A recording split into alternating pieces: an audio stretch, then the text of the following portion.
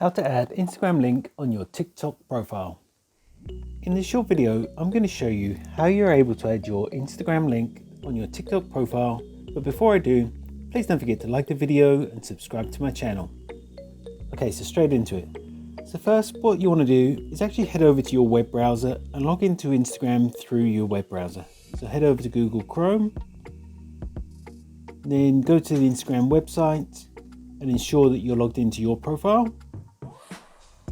Once you've done that, tap on your profile icon in the bottom right hand corner.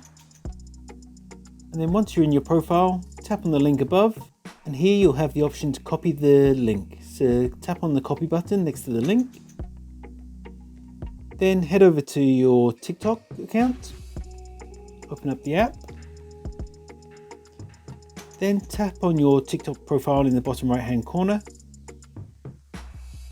Then tap on edit profile. So here you want to put it in your bio, so click on bio, and then you can paste the link into here and hit save. And as you can see, if I go back to my profile, my Instagram link has been added to my profile. And that's all it takes to add your Instagram link on your TikTok profile. If you found this video helpful, I'd love it if you liked the video and subscribe to my channel. Thanks for watching.